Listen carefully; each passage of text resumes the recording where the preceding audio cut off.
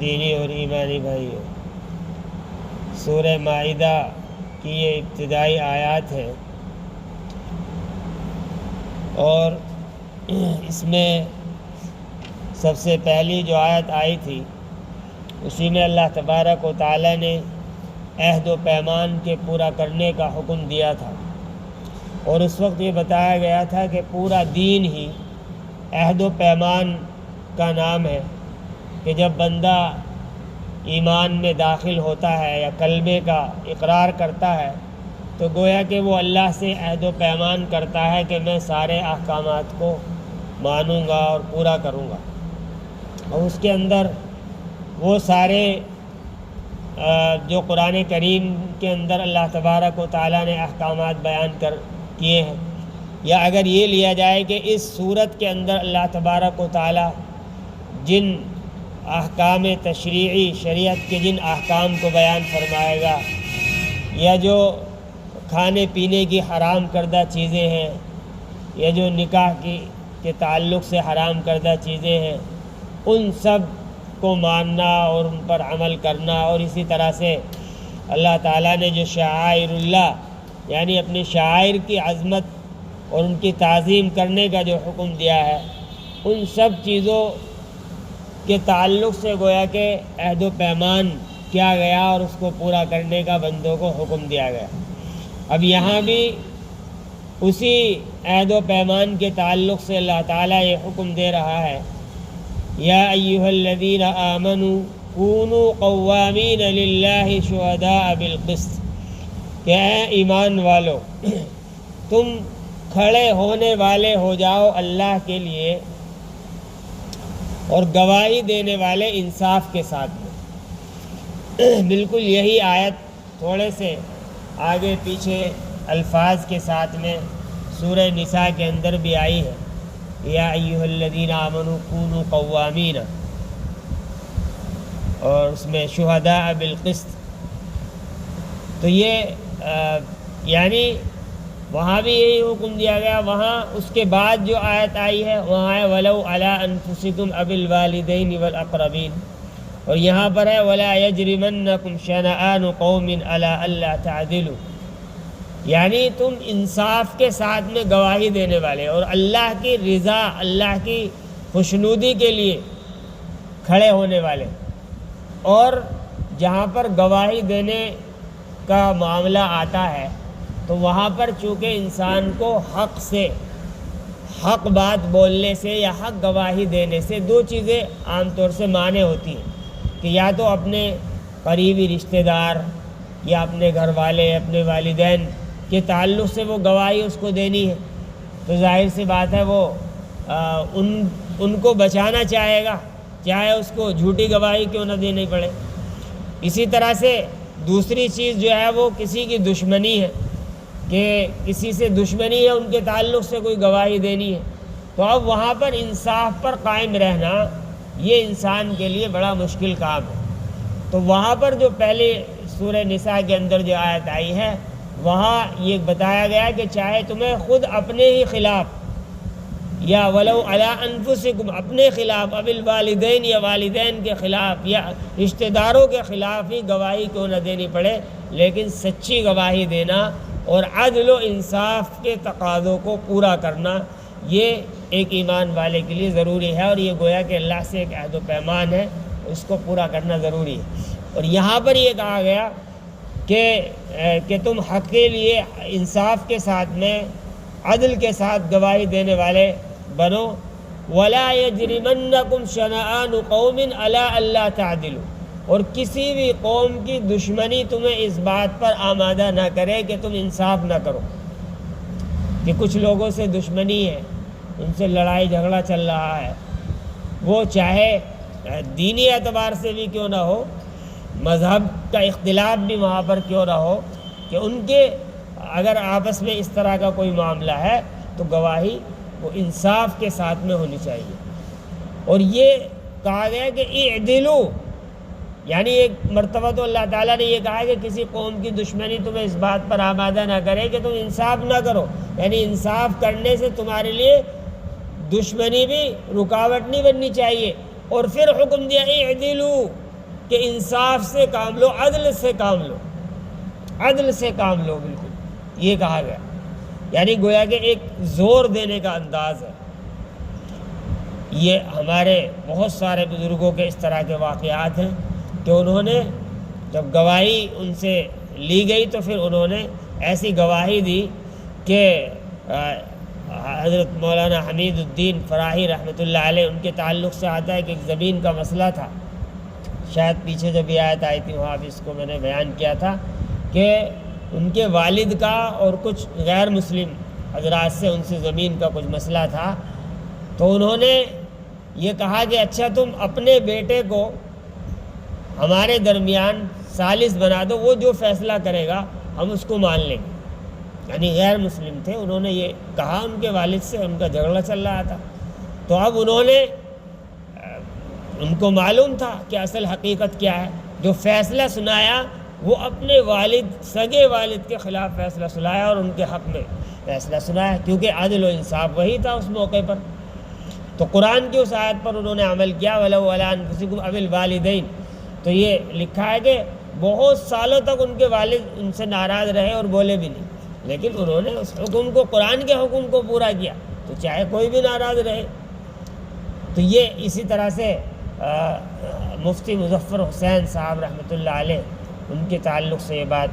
بیان کی جاتی ہے، سہارنپور میں مدارس العلوم میں جو تھے کہ ایک مسجد کا کوئی اس طرح کا مسئلہ تھا کہ وہاں بھی مسلمانوں میں اور غیر مسلموں کے درمیان ایک بڑا مسئلہ وہ بن گیا تھا، انگریزوں کی اس وقت حکومت تھی،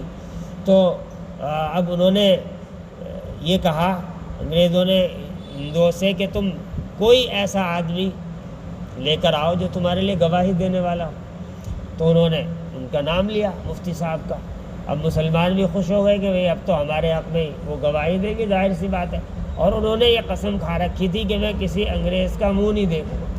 تو جب کمرہ عدالت میں گئے ہیں وہاں پر، تو جج جو تھا وہ انگریز تھا، تو یہ آتا ہے، لکھا ہوا ہے تاریخ میں کہ وہ پیٹ کے یعنی اس طرح سے بیٹھے منہ ادھر کو کر کے تاکہ اس کا چہرہ نہ ہو، اور پھر انہوں نے جو گواہی دی اور بتایا کہ سچی اور حق بات یہ ہے کہ یہ جو زمین ہے یہ غیر مسلموں کی ہے۔ تو اس کو سنتے ہی مسلمان یعنی بڑے برانگیختہ ہوئے، بڑے، لیکن جو حق بات تھی وہ انہوں نے کی، قرآن کا یہی حکم تھا۔ تو اس کو کہا گیا کہ کسی بھی قوم کی دشمنی تمہیں اس بات پر آمادہ نہ کرے کہ تم عدل نہ کرو، عدل کرو، یہ اعدلوا اور عدل جو ہے یہ ایک اللہ تبارک و تعالیٰ کے جو اسماء حسنی ہیں انہی میں سے ایک نام ہے یہ عدل۔ وہ کہا گیا ہوا اقرب للتقوی، کہ یہی تقوی کے زیادہ قریب ہے۔ یعنی اگر آدمی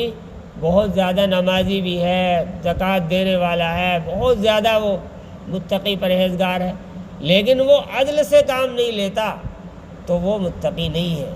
وہ چاہے کتنا ہی بڑا دیکھنے میں اور نمازوں میں اور اس میں سب میں ہے، لیکن وہ یہ نہیں ہے۔ تو یہ کہا گیا، اسی لیے واتقوا اللہ، پھر اس کے بعد اللہ تعالیٰ حکم دے رہا ہے کہ اللہ کا تقوی اختیار کرو۔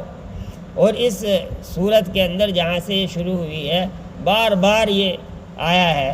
واتقوا اللہ، جہاں بھی اللہ تعالیٰ نے کوئی حکم دیا، یہ یہاں یا ایھا الذین آمنوا لا تحلوا شعائر اللہ، تو یہاں پر جو آیت ختم ہو رہی ہے وہاں بھی واتقوا اللہ ان اللہ شدید العقاب، یہ کہا گیا تھا وتعاونوا علی البر والتقوی، کہ نیکی اور تقوی کے کاموں پر ایک دوسرے کا ساتھ دو، تعاون کرو، اور گناہ اور زیادتی کے کاموں پر ایک دوسرے کا تعاون نہ کرو، واتقوا اللہ۔ پھر اسی طرح سے آگے جو آیت آئی ہے، ایک طویل آیت ہے جس میں کچھ حرام جانور یعنی ماذا احل لہم، یہ کہا تھا کہ کیا چیزیں ہمارے لیے حلال ہے، تو وہاں بھی اللہ تعالیٰ نے یہ فرمایا واتقوا اللہ ان اللہ سریع الحساب، یہاں بھی کہا گیا۔ اور اسی طرح سے اب جو اس سے پہلے ایک آیت آئی ہے جو پچھلے درس کی آخری آیت تھی وَاذْكُرُوا نِعْمَةَ اللَّهِ عَلَيْكُمْ، اس کے آخر میں بھی یہ فرمایا گیا۔ اب اس کے آخر میں بھی یہاں پر جہاں انصاف کرنے کا حکم دیا جا رہا ہے، عدل کرنے کا، تو اس میں بھی اللہ تعالیٰ نے یہی کہا، یعنی کتنا زور دیا ہے اس بات پر، واتقوا اللہ ان اللہ خبیر بما تعملون، یقیناً اللہ تبارک و تعالیٰ پوری خبر رکھنے والا ہے اس سے جو تم کر رہے ہو، کہ تم اگر ناانصافی سے کام لوگے تو اس کو بھی اللہ تعالیٰ جانتا ہے۔ قیامت کے دن سارا کچا چٹا سامنے آ جائے گا، یہاں تم کتنی لباس میں اپنے آپ کو چھپاؤ، لیکن جو حقیقت ہے اللہ تعالیٰ اس سے واقف ہے، لہذا یہیں پر انصاف سے کام لے لو تو وہاں جان بچ جائے گی۔ اللہ تعالیٰ تو جانتا ہے اس حقیقت کو۔ وعد اللہ الذین آمنوا وعملوا الصالحات، اللہ تبارک و تعالیٰ نے ان لوگوں سے وعدہ کیا ہے کہ جو ایمان لائے اور نیک اعمال کیے۔ دو چیزیں ہیں، ایمان ہے اور عمل صالح ہے، تو ان کے لیے کیا ہے؟ لہم مغفرۃ و اجر عظیم، ان کے لیے اللہ کی طرف سے بخشش ہے اور بڑا عظیم الشان اجر ہے۔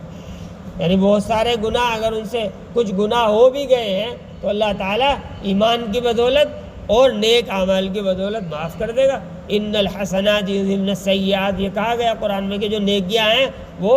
گناہوں کو مٹا دیتی ہیں۔ اور ایک جگہ اللہ کے رسول نے بھی یہ اصول بیان فرمایا، وَأَتْبِعِ السَّيِّئَةَ الْحَسَنَةَ تَمْحُوهَا،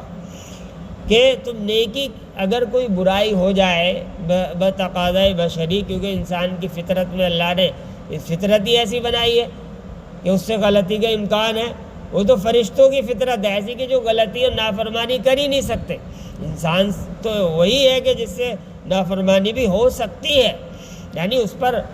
جمے رہنا، اس پر ضد اور ہٹ دھرمی دکھانا، یہ خطرناک چیز ہوتی ہے۔ غلطی ہونا یہ کوئی بڑی چیز نہیں ہے، بری چیز نہیں ہے، پھر انسان اس کے بعد توبہ کر لے، کوئی نیک کام کر لے تو اس سے اللہ تعالیٰ اس گناہ کو معاف فرما دیتا ہے۔ تو اس لیے کہا گیا کہ ان لوگوں سے جو ایمان لائے اور نیک اعمال کیے ان کے لیے مغفرت، بخشش ہے اور اجر عظیم، عظیم الشان اجر ہے۔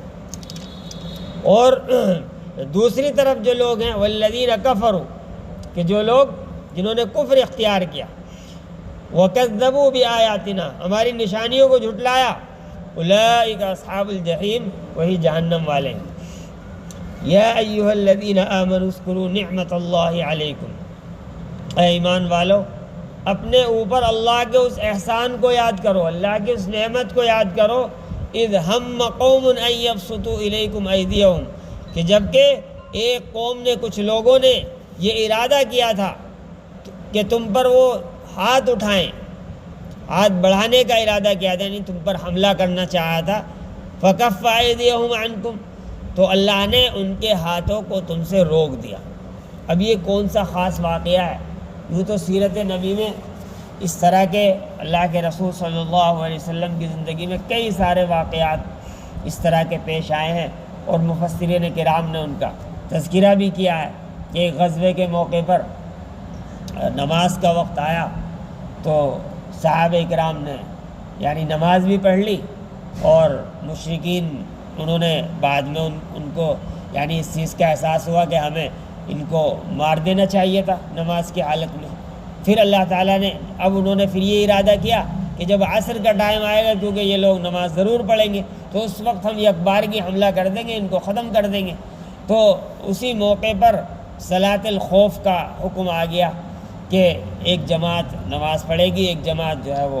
ہتھیار باندھ کر ان کی حفاظت کے لیے کھڑے رہیں گے۔ وہ پورا اس کا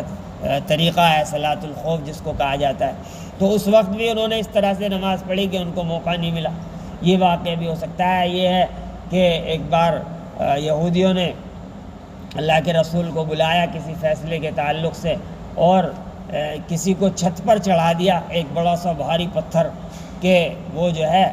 جب وہاں پر اللہ کے رسول آئیں گے، بیٹھیں گے، تو تم اوپر سے یہ گرا دینا، ان کا کام تمام۔ تو اللہ تبارک و تعالیٰ نے وحی کے ذریعے آپ کو اس سے مطلع فرما دیا یہ۔ اور پھر ایک اور واقعہ ہے کہ کچھ یہودیوں نے یہ چاہا تھا کہ اللہ کے رسول کی اور جو آپ کے کچھ صحابہ کرام ہیں ان کی دعوت کر دو، اور وہاں جو ہے کھانے میں کچھ زہر وغیرہ اس طرح کی چیز ملا دی جائے تاکہ ان کا سب کا خاتمہ ہو جائے۔ تو یہ اللہ تعالیٰ نے اس کی اطلاع دے دی۔ تو یہ بھی واقعہ ہو سکتا ہے۔ اور پھر چونکہ اس کے شروع میں صلح حدیبیہ کا تذکرہ آیا، تو وہاں پر بھی جہاں سورہ فتح کے اندر بھی اس طرح کے الفاظ ہیں کہ اللہ تعالیٰ نے تم سے ان کو روک دیا تھا، تو وہ والا واقعہ بھی ہو سکتا ہے، کیونکہ وہ زبردستی یہ چاہ رہے تھے مشرکین اس موقع پر کہ کوئی چھیڑ خانی ہو، کوئی شروعات ہو مسلمانوں کی طرف سے، اور پھر ہم یکبارگی ان پر حملہ کریں اور ان کا کام تمام کر دیں۔ خود تو وہ حملہ نہیں کر سکتے تھے، کیونکہ یہ روایات ان کی پہلے ہی سے تھی کہ جو مکے کا یا حرم شریف کا قصد کر کے جانے والے جو لوگ ہوتے تھے، عمرہ کرنے والے یا حج کرنے والے، کتنا ہی بڑا کوئی دشمن بھی کیوں نہ ہو، ان کا جانی دشمن، لیکن اس پر بھی وہ حملہ نہیں کرتے تھے، اس کو بھی مارتے نہیں تھے۔ احرام میں ہے نا، تو وہ سمجھتے تھے کہ اس کو بالکل حرام ہے اس پر حملہ کرنا، اس چیز کا خیال وہ بھی رکھتے تھے۔ تو لیکن وہ یہ چاہ رہے تھے کہ مسلمانوں کی طرف سے شروعات ہو، پھر ہمارے لیے جائز ہو جائے گا۔ حضرت عثمان غنی رضی اللہ تعالیٰ عنہ کو وہاں روک لیا، پھر کیا کہ مسلمان اب غصے میں آئیں گے، کچھ کریں گے، اسی طرح سے اور چھیڑخانی کرنے کی کوشش کی۔ حضرت خالد بن ولید جس وقت مسلمان نہیں ہوئے تھے، وہ گھوڑا دوڑاتے ہوئے آ رہے تھے، اور وہ بھی یعنی بار بار یہ چاہ رہے تھے کہ چھیڑخانی کر رہے تھے کہ مسلمان بھی شروعات کریں۔ تو وہ سب بھی ہو سکتا ہے کہ اللہ تعالیٰ نے بار بار اس طرح سے حفاظت کی ہے۔ پھر کہا واتقوا اللہ، کہ اللہ کا تقوی اختیار کرو، یہاں بھی یہی حکم دیا گیا۔ یعنی مسلسل 3 آیتوں، ایک آیت بیچ میں آئی ہے، ورنہ 3 اور 4 5 اس سے پہلے بار بار یہ اللہ تعالیٰ حکم دے رہا ہے، اور پھر کہہ رہا ہے وَعَلَى اللَّهِ فَلْيَتَوَكَّلِ الْمُؤْمِنُونَ، کہ اللہ ہی پر ایمان والوں کو بھروسہ کرنا چاہیے۔ یعنی مسلمانوں کو اپنے ساز و سامان یا طاقت پر اتنا بھروسہ نہیں کرنا چاہیے جتنا کہ اللہ تبارک و تعالیٰ کی ذات پر یہ بھروسہ اور توکل لینا چاہیے کہ اللہ تعالیٰ ہی ہماری حفاظت کرنے والا ہے، کہ جس طرح سے اللہ تعالیٰ نے مسلمانوں کی ان مٹھی بھر جماعت کی حفاظت فرمائی ہے، بار بار اور کئی موقعوں پر اللہ تعالیٰ نے ان کی حفاظت فرمائی اور دشمنوں سے ان کو بچایا۔ بدر کے اندر بھی کتنا زبردست جو ہے ان کے لیے موقع تھا، 313 صحابہ کرام اور اتنی بڑی جماعت، اس کے سامنے لشکر موجود مشرکین کا، وہاں اللہ تعالیٰ نے حفاظت فرمائی، کیونکہ ان کے ساتھ میں وہ اللہ سے ڈر رہے تھے، اللہ پر پورا تقویٰ تھا، پورا بھروسہ تھا، توکل تھا۔ لیکن اس کے ساتھ ساتھ جو تیاری اور جو ساز و سامان ہے وہ اپنی حیثیت کے مطابق وہ کرنا بھی ضروری ہے۔ اللہ تعالیٰ نے اس دنیا کو دارالاسباب بنایا ہے، خالی صرف اور صرف کچھ آدمی کرے نا اور ہاتھ پر ہاتھ دھرا بیٹھا رہے اور یہ سمجھے کہ مجھے کھانے کو بھی مل جائے گا اور دشمن سے بھی میری ایسی حفاظت ہو جائے گی، تو اس طرح سے نہیں ہوا کرتا۔ اللہ تعالیٰ نے پہلے یہ حکم دیا ہے کہ جتنا تم سے تیاری ہو سکتی ہے اس کو کرو، اس کے بعد پھر اللہ پر توکل اور بھروسہ۔ وَلَقَدْ أَخَذَ اللَّهُ مِيثَاقَ بَنِي إِسْرَائِيلَ، اب عہد و پیمان ہی کا پیچھے سے تذکرہ آ رہا ہے، تو یہاں پر ایک اور اللہ تعالیٰ نے عہد و پیمان کا تذکرہ فرمایا کہ اللہ تعالیٰ نے بنی اسرائیل سے بھی عہد و پیمان لیا تھا۔ وَبَعَثْنَا مِنْهُمُ اثْنَيْ عَشَرَ نَقِيبًا، اور ہم نے ان میں 12 سردار بنائے، 12 نقیب، کیونکہ وہ 12 قبیلے تھے، 12 حضرت یعقوب علیہ السلام کے جو بیٹے تھے ان کے ہر خاندان کے وہ قبیلے، اور وہ ان کے جو خاندان بن گئے تھے وہ ایک طرح سے۔ اور یہ انتظامی معاملات کو باقی رکھنے کے لیے یہ چیز ضروری ہوتی ہے۔ سارے کے سارے مسلمان وہ یوں تو آپس میں بھائی بھائی ہیں، کوئی ان میں اونچ نیچ نہیں ہے، بالکل برابری ہے، لیکن انتظامی معاملات کو برقرار رکھنے کے لیے اس طرح سے جماعتیں بنانا یا ان کے سردار متعین کرنا۔ اور اسی بنیاد پر جب ایک جگہ پر بنی اسرائیل نے موسیٰ علیہ السلام سے شکایت کی، پیاس کی، کہ ہمیں بہت زیادہ پیاس لگ رہی ہے اور پانی کا انتظام نہیں تھا، تو انہوں نے ایک چٹان پر جو اپنا عصا مارا تھا، تو وہاں بھی یہ آیا کہ فَانْفَجَرَتْ مِنْهُ اثْنَتَا عَشْرَةَ عَيْنًا، کہ 12 چشمے وہاں سے پھوٹ پڑے، کہ ہر ایک نے اپنے اپنے چشمے کو الگ الگ جان لیا تاکہ پھر آپس میں ان میں لڑائی نہ ہو۔ تو یہاں پر بھی یہ کہا کہ 12 نقیب ان کے بنائے، سردار ان پر متعین کیے، اور پھر اللہ تعالیٰ نے کہا انی معکم، کہ میں تمہارے ساتھ ہوں، یعنی میری مدد اور نصرت تمہارے ساتھ میں ہے، لیکن کچھ شرائط ہم نے لگائے تھے، کچھ عہد و پیمان کیا تھا، وہ کیا ہیں وہ یہاں پر بتائے گئے۔ لئن اقمتم الصلاۃ، کہ اگر تم نماز قائم کرو گے،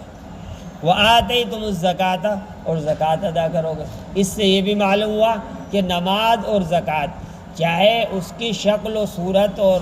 وقت کچھ الگ الگ کیوں نہ ہو، لیکن دوسری امتوں کے اندر بھی یہ احکامات رہے ہیں۔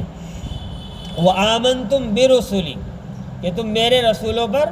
ایمان لاؤ گے۔ برسلی کہا گیا یہاں پر، یعنی ایک تو جو موجودہ رسول ہیں وہ، اور پھر اس کے بعد بھی جو رسول آئیں گے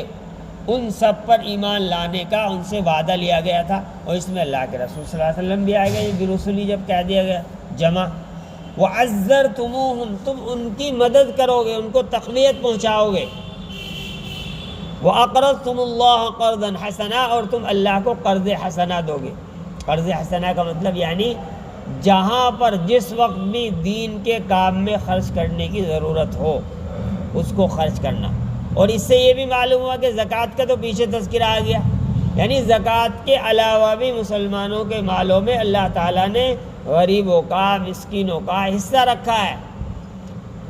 مسجد بنوانے کا تقاضا ہے، مسجد کے خرچ کا تقاضا ہے، مدارس کے خرچ کا تقاضا ہے، تو یہ سارے خرچ وہ ہیں جو زکوٰۃ کے علاوہ ہیں۔ کہیں پر کوئی بیچارہ ایسا غریب مسکین ضرورت مند ہے، اب زکوٰۃ کا مال تو اس وقت ہے نہیں ہمارے پاس، تو اس کی مدد کرنا یہ بھی ضروری ہے۔ پھر تو وہی کہا گیا، یہ قرض حسنہ اس کو کہا گیا، یعنی بالکل اللہ پر اعتماد اور یقین رکھتے ہوئے کہ اللہ تعالیٰ اس کا بدلہ دے گا، یعنی گویا کہ ہم یہ اللہ کو قرض دے رہے ہیں، اس کا جو بدلہ ہے وہ اللہ ہی چکائے گا خالی، اس لیے اس کو کہا گیا وَأَقْرَضْتُمُ اللَّهَ، یعنی جیسے آدمی کسی انسان کو قرض دیتا ہے اور اس کو یقین ہوتا ہے کہ یہ پیسے مجھے ملنے والے ہیں، تو تم اللہ کو قرض دو، اور اللہ پر زیادہ یقین ہونا چاہیے انسان کو، اور وہاں سے تو کئی گنا بڑھا کر ملے گا۔ کہ وَأَقْرَضْتُمُ اللَّهَ قَرْضًا حَسَنًا، اللہ کو تم قرض حسنہ دو گے، لَأُكَفِّرَنَّ عَنْكُمْ سَيِّئَاتِكُمْ، تو میں تمہارے گناہوں کو ضرور بالضرور معاف کر دوں گا، مٹا دوں گا، بالکل ختم کر دوں گا۔ کفر یکفر کا مطلب یہ ہوتا ہے کہ بالکل اس کو صاف کر دینا، مٹا دینا۔ فمن وَلَأُدْخِلَنَّكُمْ، اور تم کو ضرور بالضرور، یہ جب قرآن کریم کے عربی زبان کے گرامر کا یہ ایک اصول ہے کہ جب لام شروع میں لگا ہوا ہے اور پھر آخر میں نون مشدد ہے، تو یہ سب سے زیادہ تاکیدی ہوتا ہے کہ ضرور بالضرور، جیسے ہم اردو میں